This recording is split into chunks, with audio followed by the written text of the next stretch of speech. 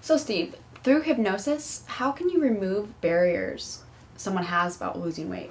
Okay, great question. And a lot of times people come into a weight loss series of hypnosis sessions, and you would think they're completely on board. They're all ready to roll and get this handled and everything. And in most cases, you find out that's not really what's going on.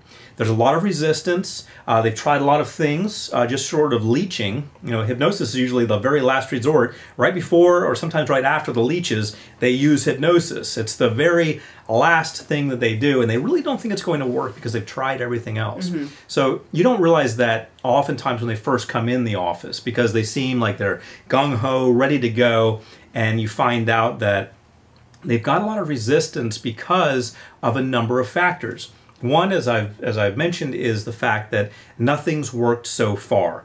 Another one is sometimes, as Dr. Phil would say, there's a payoff for them being overweight. They either get attention or they get to avoid having attention.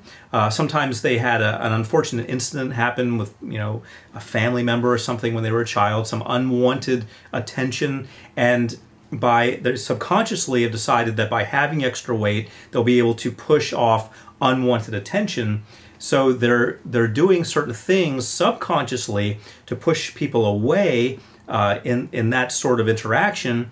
At the same time, they want to lose weight, and they're actually working against themselves. So hypnosis can really help with that. And here's the way it normally plays out. I like to see people in a weight loss session for about 6 sessions, ideally, and then sometimes follow-ups. And we're working on things such as confidence, motivation, exercise, and eating habits, and so forth. What we're not having during that time is substantial weight loss, because it's only 6 weeks, and I don't believe in crash course weight loss programs. I believe in setting up some positive ideas in their minds and then having them act on them over time.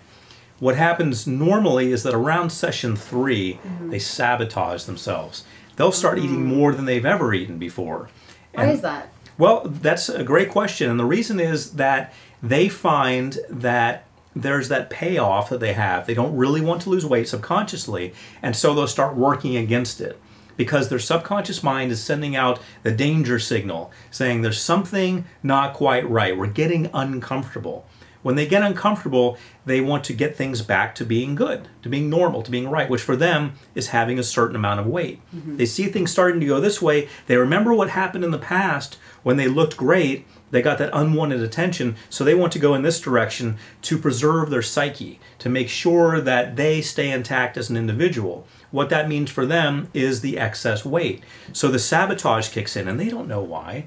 They don't know why they're eating more than ever. They don't know why they're binge eating. They don't know why suddenly, instead of focusing on weight loss, it seems like they're focusing on weight gain. To them, it just seems like they've gone crazy. It really does.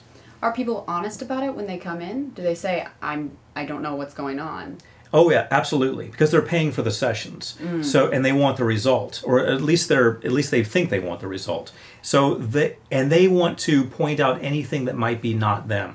Okay, this isn't going to work, not because I'm not doing anything right, but because you are not doing something right. So, hypnotherapist, here's what you've done wrong this week that gets me out of having to do what you'd like me to do, which I really at a deep level don't want to do. So they're more than happy to point that out, your shortcomings. And the way they do that is they say, this really isn't working. I've been eating more than ever. I ate everything in the refrigerator last night.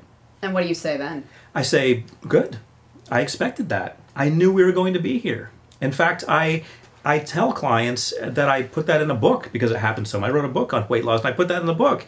And I can show them where I wrote about them 10 years ago before I ever met them, because I knew that was going to happen. I expect that to happen, and I look for it, and I look forward to it, because when that happens, we can address it. It's not always going to happen, but that sabotage is going to happen in many cases, and I like to look at it while I have them in the office, rather than having them go off and think, okay, I'm going to lose weight now, and I'm going to go off from the world, and then they start eating everything. I want to see everything that can possibly go wrong. So I'm going to force things to go wrong by having 6 sessions of things that I know their subconscious mind doesn't really like. And we're going to talk about everything. We're going to talk about motivation, exercise, how you're going to look great, how you're going to have all that extra attention, and I'm going to really get their subconscious mind kind of uneasy with it. If it's going to come out, it's going to come out then. I'm going to force that to come out because I want to see it. Once I see it, I can deal with it. I can say this is a normal reaction. Here you can read about it. And what we're going to do is find new associations now. I'm going to get to the deeper part of what's going on. Sometimes we'll do a session where I'm just talking to their subconscious mind and talking one-on-one with their subconscious mind, finding out, why do you do this? How do you feel when you do this? What are you fighting when you do this? We're going to get it all out. Once they realize that, a lot of times they're free from it. A lot of times they've seen what their subconscious mind is capable of doing out of fear. We've analyzed it, and then they're able to move past it. And then it requires some more sessions because we have to, we can still do it within the 6 sessions, but usually I can predictably say it's going to happen in session 3, and then when it does, we can address it and then move on. That's pretty amazing.